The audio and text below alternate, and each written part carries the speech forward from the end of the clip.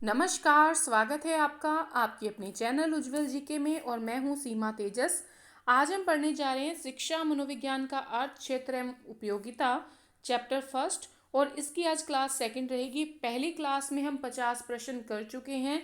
देखिए, जब तक ये चैप्टर कंप्लीट नहीं हो जाते, जितने भी प्रश्न बनते रहेंगे वो इसी चैप्टर के अंतर्गत बनेंगे। उसके बाद हम सेकंड चैप्टर को लेंगे और जिस प्रश्न में हमें व्याख्या ज़रूरी लगेगी उसमें हम करेंगे व्याख्या।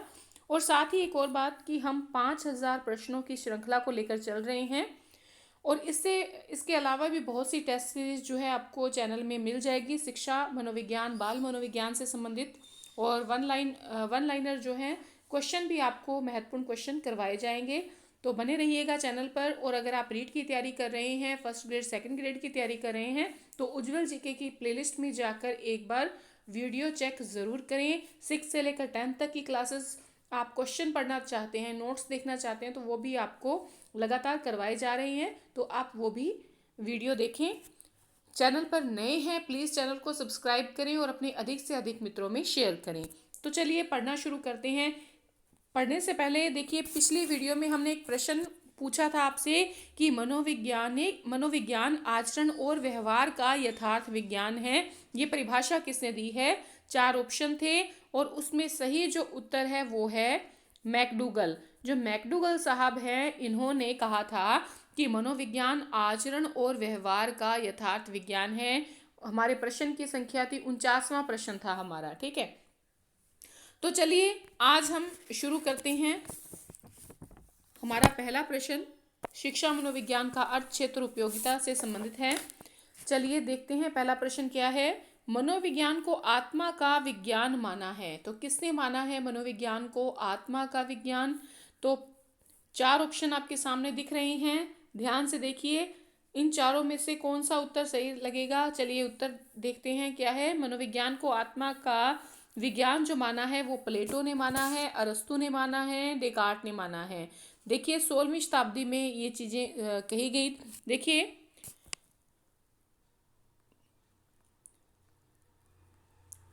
जो इसमें आपको नाम दिख रहे हैं, विलियम जेम्स जो हैं ये क्या मानते हैं? ये मानते हैं चेतना का विज्ञान, ठीक है। अगर हम पोम्पोनोजी की बात करें, पोम्पोनोजी मानते हैं मन का विज्ञान, ठीक है। बर्कले जो हैं ये भी क्या मानते हैं? ये भी मन का विज्ञान मानते हैं। टिचेनर की बात करें तो ये चेतना का विज्ञान मानते हैं, ठीक है। तो और साथ ही अगर हम बात करें 16वीं शताब्दी में, तो आत्मा का विज्ञान माना जाता था मनोविज्ञान को, ठीक है। तो इसमें प्लेटो, अरस्तु और डेकार्टे ने आत्मा का विज्ञान माना, किसको? मनोविज्ञान को। और इनकी आलोचना कैसे हुई कि आत्मा जो होती है वो काल्पनिक विषय है, धार्मिक और आध्यात्मिक है। इस रूप में इनकी क्या हुई? आलोचना की गई। फिर 17वीं शताब्दी में कौन सा मनोविज्ञान आता है? मन का विज्ञान आता है, ठीक है। पहले आत्मा आई, फिर मन आया, फिर चेतना आई और फिर व्यवहार पर आके ये रुक गए। तो मनोविज्ञान को मन का विज्ञान किसने माना है? देखिए 4 ऑप्शन आपके सामने हैं, जल्दी से उत्तर लगाएं। तो इसका सही उत्तर है पोम्पोनोजी, जॉन लॉक, थॉमस रीड और बर्कले। इन चारों ने जो है समर्थन किया किसका? मन का, कि मनोविज्ञान जो है वो मन का विज्ञान है। देखिए इनकी आलोचना किस रूप में हुई कि हम दूसरे के मन को नहीं जान सकते और साथ ही मन जो है वो कैसा है? वो अमूर्त है, निजी है। कैसा है? निजी है, अमूर्त है। और इस रूप में इनकी आलोचना हुई। 17वीं शताब्दी में क्या माना गया? मन को, मनोविज्ञान को मन का विज्ञान माना गया। समर्थनकर्ता आपके सामने है पोम्पोनोजी, जॉन लॉक, थॉमस रीड और बर्कले, ठीक है। मैकडूगल इसमें नाम आप देख रहे होंगे। जो मैकडूगल हैं ये किसका विज्ञान मानते हैं? ये मानते हैं, आगे इसकी बात करेंगे, तो मैकडूगल जो है ये चेतना शब्द की आलोचना करते हैं। बहुत ही इंपॉर्टेंट जो है बात है, चेतना शब्द की आलोचना किसने की है? तो मैकडूगल साहब ने अपनी पुस्तक में की है, ठीक है। अगर हम बात करें किसकी? विलियम जेम्स की, तो विलियम जेम्स जो है इन्होंने दर्शन शास्त्र से मनोविज्ञान को अलग किया था। और अगर हम इसमें वाटसन की बात करें तो वाटसन कैसे हैं, वाटसन व्यवहारवादी हैं। तो सारी बातें याद रखिएगा। उत्तर रहेगा पहला, ठीक है। पोम्पोलोजी, John Locke, Thomas Reid, Berkeley, ये 17वीं शताब्दी में मन का विज्ञान मानते हैं। आत्मा का मानते हैं प्लेटो, अरस्तु, डेकार्ट। चलिए आगे बढ़ते हैं तीसरे प्रश्न की ओर। उसके बाद आता है किसकी बारी आती है, मन को छोड़ दिया, आत्मा को छोड़ दिया, मन को छोड़ दिया, अब चेतना पर आ गए, ठीक है। तो चेतना शब्द की आलोचना तो मैकडूगल ने की है। ये 19वीं शताब्दी तक रहा, यानी कि 1850 तक चेतना का विज्ञान माना जाने लगा मनोविज्ञान को। और उत्तर देखिए क्या लगेगा, उत्तर लगेगा William James, William Wundt, James Sully, Titchener. ये सभी जो हैं ये क्या मानते हैं, समर्थक हैं, ये सभी चेतना का विज्ञान मानते हैं मनोविज्ञान को। प्रवर्तक तो विलियम जेम्स रहेंगे और समर्थक रहेंगे विलियम वुंट, जेम्स सल्ली और टिचेनर, ठीक है। अब इनकी आलोचना कैसी हुई कि चेतन जो होता है वो केवल 1/10 भाग होता है, बाकी तो क्या होता है, अचेतन होता है। तो मनोविज्ञान को चेतना का विज्ञान ये माना जाना भी बहुत बड़ी भूल रही, ठीक है। आगे बढ़ते हैं हमारे चौथे प्रश्न की ओर। आउटलाइन ऑफ साइकोलॉजी में चेतना शब्द की आलोचना किसने की है। देखिए जहां पर जरूरत होगी वहीं पर हम व्याख्या करेंगे, सभी प्रश्नों की व्याख्या करेंगे तो जो वीडियो है वो बहुत लंबी हो जाएगी। विलियम मैकडूगल जो है इन्होंने आउटलाइन ऑफ साइकोलॉजी में चेतना शब्द की आलोचना की। मनोविज्ञान को व्यवहार का विज्ञान किसने माना है, ध्यान पूर्वक देखिए। 20वीं शताब्दी में व्यवहार का विज्ञान आ गया, 20वीं शताब्दी में, और मनोविज्ञान को व्यवहार का विज्ञान किसने माना है। तो प्रतिपादन जो किया है वो 1913 में प्रतिपादन किसने किया है, वाटसन ने किया है, ठीक है। वाटसन के अलावा बाकी सभी जो दिख रहे हैं आपको, मैकडूगल, मन, वुडवर्थ, ये तीनों भी व्यवहारवाद को मानते हैं, व्यवहार का विज्ञान मानते हैं, लेकिन ये बाकी सभी तो क्या हैं, समर्थक हैं। लेकिन सबसे पहले किसने व्यवहार का विज्ञान माना, प्रतिपादक कौन है, तो वाटसन है। 1913 में इन्होंने मनोविज्ञान को व्यवहार का विज्ञान माना है। चलिए आगे बढ़ते हैं छठे प्रश्न की ओर। छठा प्रश्न है हमारा, व्यवहार के विज्ञान का उल्लेख सबसे पहले किसने किया।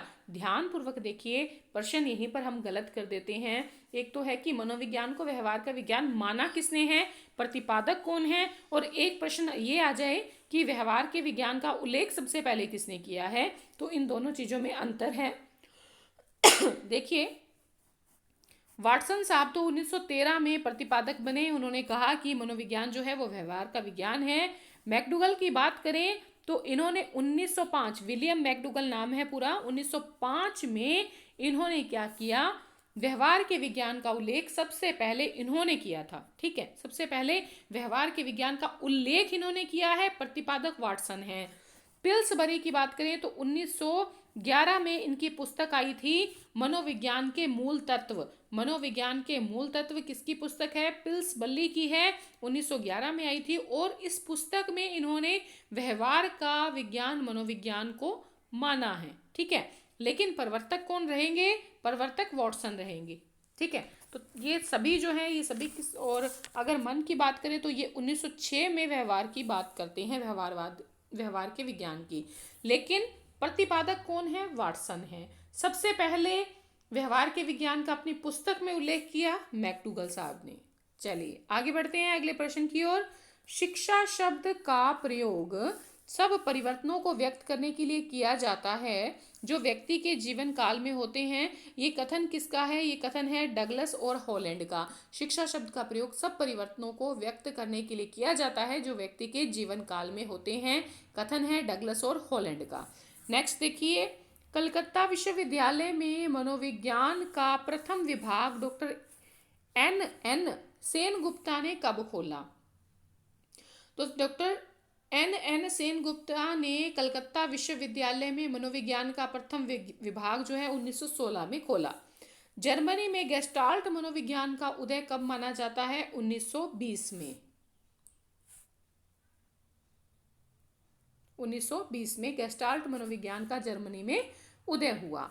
मनोविज्ञान व्यवहार का निश्चित और धनात्मक विज्ञान है, किसका कथन है? तो ये कथन है वाटसन का। वाटसन क्या मानते हैं कि मनोविज्ञान व्यवहार का निश्चित और धनात्मक विज्ञान है। आगे बढ़ते हैं। मनोविज्ञान ने सर्वप्रथम आत्मा को त्यागा, फिर मन को, फिर चेतना को, और वर्तमान में उसके व्यवहार के रूप में अपना लिया। ये कथन किसका है?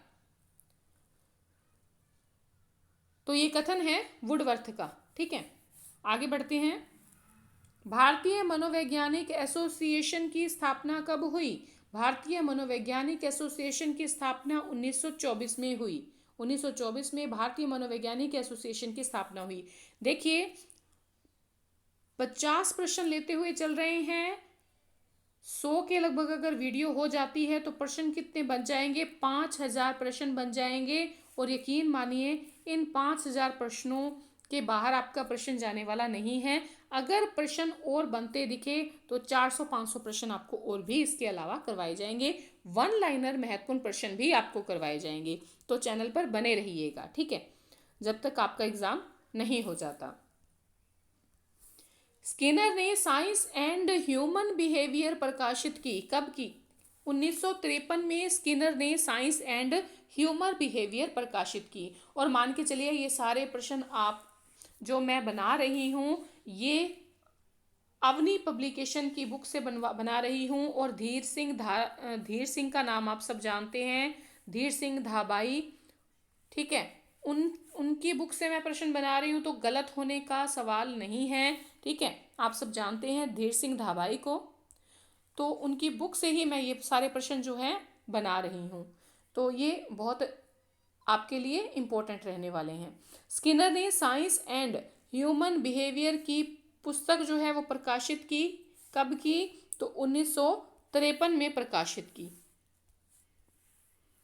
एन सेन गुप्ता व राधा कमल मुखर्जी ने सामाजिक मनोविज्ञान की पुस्तक कब लिखी? तो ये लिखी 1928 में। एन सेन गुप्ता, राधा कमल मुखर्जी ने सामाजिक मनोविज्ञान की पुस्तक कब लिखी? 1928 में लिखी। आगे बढ़ते हैं अगले प्रश्न की ओर। इनमें तो कुछ समझाने वाली बात नहीं है। इलाहाबाद में मनोविज्ञान की शाला की स्थापना कब हुई? 1954 में। 1954 में इलाहाबाद में मनोविज्ञान शाला की स्थापना हुई।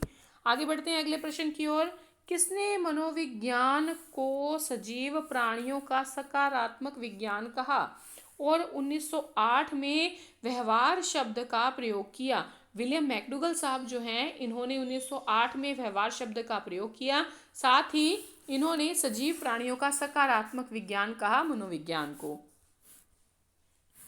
आधुनिक मनोविज्ञान का संबंध व्यवहार की वैज्ञानिक खोज से है। किसने कहा है? आधुनिक मनोविज्ञान का संबंध व्यवहार की वैज्ञानिक खोज से है, ये मन ने कहा है। बेंगलोर में national institute of mental health and neuro sciences की स्थापना कब हुई? तो ये हुई थी 1955 में। बेंगलोर में national institute of mental health and neuro sciences की स्थापना 1955 में हुई थी। चलिए आगे बढ़ते हैं। 1915 में किस विश्वविद्यालय में प्रायोगिक मनोविज्ञान का प्रथम पाठ्यक्रम बनाया गया? 1915 में किस विश्वविद्यालय में प्रायोगिक मनोविज्ञान का पाठ्यक्रम बनाया गया? उत्तर रहेगा कलकत्ता विश्वविद्यालय। यहाँ कोलकाता लिखा है, कलकत्ता विश्वविद्यालय। नेक्स्ट है national academy of psychology India की स्थापना कब हुई? National academy of psychology India की स्थापना 1989 में हुई। आगे बढ़ते हैं अगले प्रश्न की ओर। रोगी केंद्रित चिकित्सा प्रतिपादन 1951 में किसने किया? रोगी केंद्रित चिकित्सा प्रतिपादन 1951 में किया था कार्ल रोजर्स ने। किसने किया था भाई? कार्ल रोजर्स ने किया था। ध्यानपूर्वक प्रश्नों को देखा करें। 3 बार रीडिंग अगर आपकी एग्जाम से पहले हो गई हर वीडियो की तो आपके जो है बहुत बढ़िया इसमें नंबर आने वाले हैं साइकोलॉजी में। ठीक है, मैस्लो ने मोटिवेशन एक पर्सनैलिटी पुस्तक कब लिखी? 1954 में। देखिए जो मैंने 200 वीडियो रीड की बनाई थी उसमें से लगभग जो प्रश्न आए थे 60 में से लगभग प्रश्न जो संख्या रही थी वो 54-55 रही है। ठीक है, तो मान के चलिए आपके लिए बहुत ही महत्वपूर्ण है वो वीडियोस भी, तो आप उनको भी देखिए और नई वीडियोस में मैं इसके अलावा जो मुझे इंपॉर्टेंट लगेगी रीड से संबंधित वो बनाई जाएगी। तो मैस्लो ने मोटिवेशन एक पर्सनालिटी पुस्तक कब लिखी थी? 1954 में लिखी थी। आगे बढ़ते हैं अगले प्रश्न की ओर। भारत में प्रथम मनोवैज्ञानिक प्रयोगशाला कब और किस विश्वविद्यालय में स्थापित हुई थी?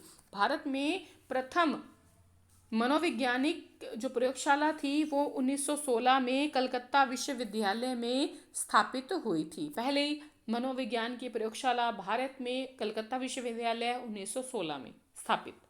आगे बढ़ते हैं अगले प्रश्न की ओर। 24वां प्रश्न शेयर करें प्लीज अपनी वीडियो को, इस वीडियो को अगर आपको बढ़िया लग रहे हैं प्रश्न तो। इंडियन साइको एनालिटिकल एसोसिएशन की स्थापना 1922 में किसने की थी? ध्यानपूर्वक देखिए, उत्तर लगाइए। इंडियन साइको एनालिटिकल एसोसिएशन की स्थापना 1922 में किसने की थी? तो प्रोफेसर जी बोस ने की थी। प्रोफेसर जी बोस ने की थी। अगला प्रश्न है, मनोविज्ञान व्यवहार और अनुभव का विज्ञान है जो जीवन की सभी परिस्थितियों में प्राणी की क्रियाओं का अध्ययन करता है। ये कथन किसका है? मनोविज्ञान व्यवहार और अनुभव का विज्ञान है जो जीवन की सभी परिस्थितियों में प्राणी की क्रियाओं का अध्ययन करता है। ये कथन है स्किनर का। किसका कथन है? स्किनर का कथन है।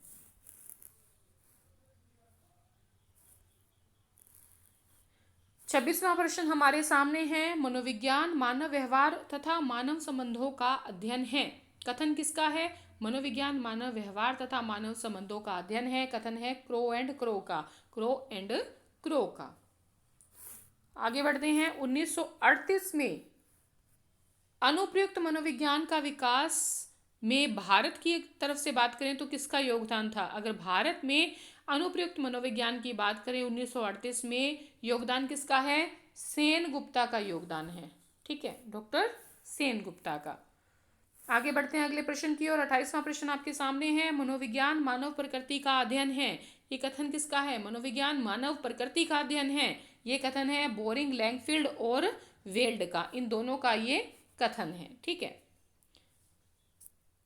आगे बढ़ते हैं अगले प्रश्न की ओर। 29वां प्रश्न आपके सामने है, मनोविज्ञान वातावरण के संपर्क में आने वाले व्यक्ति के क्रियाकलापों का विज्ञान है। कथन किसका है? ये देखिए परिभाषाएं आपके सामने वही लाई जा रही हैं जो किसी न किसी परीक्षा में पूछी गई हैं। मनोविज्ञान वातावरण के संपर्क में आने वाले व्यक्ति के क्रियाकलापों का विज्ञान है, तो ये कथन है वुडवर्थ का। साइकोलॉजी की उत्पत्ति किस भाषा से हुई है? किस भाषा से हुई है साइकोलॉजी की उत्पत्ति? लैटिन भाषा से हुई है। लैटिन भाषा से हुई है। देखिए जो पिछला प्रश्न देखा था हमने, एच कार्य की बात करें, कार्य की बात करें तो ये क्या है? प्रकार्यवाद, जिसको कार्यवाद भी कहा जाता है, उसके औपचारिक जो संस्थापक हैं, याद रखिएगा HA कार्य, HA कार्य जो हैं, ये जो संप्रदाय है मनोवैज्ञानिक संप्रदाय प्रकार्यवाद, जिसको कार्यवाद भी कहा जाता है, इसके औपचारिक क्या हैं? संस्थापक हैं। साइकोलॉजी की उत्पत्ति अभी बताया लैटिन भाषा से हुई है। आगे देखिए, मनोविज्ञान को शुद्ध विज्ञान माना है। किसने माना है? James Trevor. क्या माना है? मनोविज्ञान जो है वो क्या है? शुद्ध विज्ञान है। बहुत बार पूछा गया प्रश्न है। शिक्षा मनोविज्ञान में जिन बालकों के व्यवहार का अध्ययन किया जाता है, मंदबुद्धि, पिछड़े, समस्यात्मक या ये सभी, तो देखिए शिक्षा मनोविज्ञान में इन सभी बालकों का अध्ययन किया जाता है। आगे बढ़ते हैं अगले प्रश्न की ओर। शिक्षा मनोविज्ञान अध्यापकों की तैयारी की आधारशिला है। शिक्षा मनोविज्ञान अध्यापकों की तैयारी की आधारशिला है। कथन किसका है? बहुत महत्वपूर्ण है, स्किनर का कथन है। किसका कथन है? स्किनर का कथन है। 34वां प्रश्न है, लगातार देखिए बने रहिएगा क्योंकि इंपॉर्टेंट प्रश्न है सभी आगे आने वाले भी। जीवन की संघर्षपूर्ण परिस्थितियों के प्रति मानव और पशु की संपूर्ण प्रतिक्रिया ही व्यवहार है। जीवन की संघर्षपूर्ण परिस्थितियों के प्रति मनुष्य और पशु की संपूर्ण प्रतिक्रिया ही व्यवहार है। कथन किसका है? कथन है जेम्स ड्रेवर का। किसका कथन है? जेम्स ड्रेवर का। और अभी हमने देखा जेम्स ड्रेवर का एक और कथन कि मनोविज्ञान को क्या मानते हैं? ये शुद्ध विज्ञान मानते हैं। शिक्षा मनोविज्ञान का अध्ययन शिक्षक को किस लिए करना चाहिए? इससे शिक्षक को आत्मसंतुष्टि मिल सके, इससे दूसरों को प्रभावित वह कर सके और इससे अपनी परीक्षाओं में प्रथम आ सके। इसकी सहायता से वह अपने शिक्षण को और अधिक प्रभावशाली बना सके। तो देखिए इसमें एक और था कि इससे, ये दो है, ठीक है, पहला, दूसरा, तीसरा और चौथा, 4 ऑप्शन हैं। तो इसका सही उत्तर रहेगा इसकी सहायता से वह अपने शिक्षण को और अधिक प्रभावशाली बना सकें। आगे है शिक्षा मनोविज्ञान की विषय वस्तु, विषय सामग्री का संबंध किससे है? पढ़ने से, बोलने से, लिखने से या सीखने से? तो शिक्षा मनोविज्ञान की विषय सामग्री का जो संबंध है वो किससे है? अधिगम से है। अधिगम से है, सीखने से है। और मनोविज्ञान में मान के चलिए ये जो अधिगम होता है सबसे इम्पोर्टेंट जो है टॉपिक माना जाता है। आगे बढ़ते हैं अगले प्रश्न की ओर। शिक्षा किसी निश्चित स्थान पर प्रदान की जाती है। शिक्षा किसी निश्चित स्थान पर प्रदान की जाती है। कथन शिक्षा के किस अर्थ में प्रयुक्त होता है? संकुचित अर्थ, विस्तृत अर्थ, वास्तविक अर्थ, इनमें से कोई नहीं। तो देखिए शिक्षा एक निश्चित स्थान पर प्रदान की जाती है। ये शिक्षा के संकुचित अर्थ को प्रदान बताती है, क्योंकि देखिए शिक्षा जो होती है औपचारिक भी होती है, निरौपचारिक भी होती है, अनौपचारिक भी होती है। तो ऐसा नहीं है कि शिक्षा जो है वो एक क्लासरूम में बैठकर ही दी जा सकती है। आगे बढ़ते हैं अगले प्रश्न की ओर। सांख्यिकी है। सांख्यिकी क्या है? कला है, विज्ञान है? कला व विज्ञान दोनों है। तो देखिए ये कला भी है और विज्ञान भी है, सांख्यिकी। चलिए 39वें प्रश्न की ओर आते हैं। यथार्थ में अच्छा शिक्षक कौन है? बालकों को आज्ञाकारी बनाए, बालकों को अनुसरण करना सिखाए, बालकों को प्रेरित कर सके या बालकों में स्वतंत्र चिंतन की प्रवृत्ति उत्पन्न कर सके? बालकों को प्रेरित कर सके, क्योंकि जब तक बच्चा प्रेरित नहीं होगा तब तक बच्चा सीख नहीं पाएगा। बच्चे को प्रेरणा मिलेगी पढ़ने की, सीखने की, तो बच्चा और ज़्यादा जो है बढ़िया तरीके से अपने आप को प्रदर्शित कर पाएगा। आगे बढ़ते हैं। बालकों की सूचनात्मक शक्ति को विकसित करने का श्रेय है। बालकों की सूचनात्मक शक्ति को विकसित करने का श्रेय जाता है, किससे जाता है? सूचनात्मक शक्ति को विकसित करने का श्रेय जाता है अध्यापक को। आगे बढ़ते हैं 41वें प्रश्न की ओर। बस 10 प्रश्न और हैं, बने रहिएगा। यदि एक अध्यापक तर्कपूर्ण समाधान रखता है तो वह किस स्तर तक पहुंचता है? यदि एक टीचर जो है तर्क देते हुए समाधान करता है तो वो प्रयोग तक पहुंच जाएगा। सिर्फ ज्ञान नहीं देगा, सिर्फ अवबोध नहीं देगा, वो प्रयोग तक पहुंच जाएगा। आगे बढ़ें। अगला प्रश्न है शिक्षा मनोविज्ञान का क्षेत्र है, संकुचित है, विस्तृत है, व्यापक है या वृहद है? तो शिक्षा मनोविज्ञान का जो क्षेत्र है वो कैसा है? व्यापक है। मनोविज्ञान की शाखाएं कितनी हैं? तो देखिए मनोविज्ञान की शाखाएं कितनी हैं, जल्दी से बताइए। तो देखिए शिक्षा मनोविज्ञान की जो शाखाएं हैं वो 23 हैं। कौन कौन सी हैं? अगर एक बार नाम फटाफट से सुन लें। शिक्षा मनोविज्ञान, मानव प्रयोगात्मक मनोविज्ञान, पशु प्रयोगात्मक मनोविज्ञान, व्यक्तित्व या व्यक्तिगत मनोविज्ञान, सामान्य या असामान्य मनोविज्ञान जिसमें मानसिक रोगों का अध्ययन किया जाता है। फिर 6 नंबर पे आ जाता है निदानात्मक व उपचारात्मक मनोविज्ञान, समाज मनोविज्ञान, संज्ञानात्मक मनोविज्ञान, अपराध मनोविज्ञान, बाल मनोविज्ञान, किशोर मनोविज्ञान, प्रौढ़ मनोविज्ञान, परा मनोविज्ञान यानी कि मन से परे, औद्योगिक मनोविज्ञान, सैन्य मनोविज्ञान, व्यवहार मनोविज्ञान, औपचारिक मनोविज्ञान। ठीक है, ये हो गए कितने? 17 हो गए। उसके अलावा भी हैं शारीरिक मनोविज्ञान, सुधारात्मक मनोविज्ञान, कानून मनोविज्ञान, ये हो गए 20। व्यवहारिक मनोविज्ञान, सैद्धांतिक मनोविज्ञान और प्रयोगात्मक मनोविज्ञान। आगे बढ़ते हैं। मनोवैज्ञानिक अनुसंधान के चरण कितने होते हैं? मनोवैज्ञानिक अनुसंधान के चरण जो होते हैं वो 4 होते हैं। देखिए, सबसे पहले समस्या का चयन किया जाता है, फिर प्रदत्त संग्रह किया जाता है, मतलब जब कोई रिसर्च करता है उसको पता होता है सबसे पहले एक समस्या जो होती है उसे का चयन किया जाता है, फिर प्रदत्त संग्रह किया जाता है, डाटा कलेक्ट किया जाता है, फिर निष्कर्ष निकाला जाता है और उसके बाद निष्कर्ष जो है उसका पुनरीक्षण जो है पुनरीक्षण किया जाता है। ठीक है, चलिए आगे बढ़ते हैं। मनोविज्ञान आचरण और व्यवहार का यथार्थ विज्ञान है, ये किसका कथन है? मैकडूगल का कथन है। शायद रिपीट हो गया ये क्वेश्चन, ठीक है, चलो कोई बात नहीं, आप रिवीजन हो गई एक तरह से। मनोविज्ञान आचरण और व्यवहार का यथार्थ विज्ञान है, कथन है मैकडूगल का। आगे बढ़ते हैं 46वें प्रश्न की ओर। मापन एवं वर्णन, पूर्व अनुमान एवं नियंत्रण, व्याख्या, ये तीनों क्या है? मनोविज्ञान का विकास है, मनोविज्ञान के लक्ष्य हैं, या मनोविज्ञान के संप्रदाय हैं, या इनमें से कोई नहीं। संप्रदाय तो हो नहीं सकते क्योंकि संप्रदाय तो आ जाते हैं आपके संरचनावाद, आपके जो प्रकार्यवाद है, गेस्टाल्टवाद है ना, मनोविश्लेषणवाद है, ये सभी तो क्या हो गए? संप्रदाय हो गए। और लक्ष्य बनेगा ये, ठीक है, लक्ष्य। मनोविज्ञान के लक्ष्य कौन कौन से होते हैं? मापन एवं वर्णन, पूर्वानुमान एवं नियंत्रण और व्याख्या। देखिए, मापन और वर्णन में क्या किया जाता है कि मनोविज्ञान का सबसे पहला लक्ष्य होता है प्राणी के व्यवहार और संज्ञानात्मक प्रक्रियाओं का वर्णन करना और फिर उसका मापन करना। प्रमुख मनोवैज्ञानिक क्रियाएं कौन सी होती है? जैसे चिंता, सीखना, मनोवृत्ति, क्षमता, बुद्धि, इन सब का पहले वर्णन किया जाता है और फिर उसका मापन किया जाता है। दूसरे नंबर पे हमने बात की है पूर्व अनुमान एवं नियंत्रण की। तो मनोविज्ञान का दूसरा लक्ष्य क्या होता है कि व्यवहार के बारे में पूर्व कथन करने से होता है ताकि उसे ठीक ढंग से क्या किया जा सके? नियंत्रित किया जा सके। और फिर तीसरा है व्याख्या। तो मनोविज्ञान के लक्ष्य में व्याख्या जो है सबसे अंत में है कि मनोविज्ञान का अंतिम लक्ष्य मानव व्यवहार की व्याख्या करना होता है। चलिए आगे बढ़ते हैं 47वें प्रश्न की ओर। 47वां प्रश्न है मनोविश्लेषणवाद के प्रतिपादक कौन है?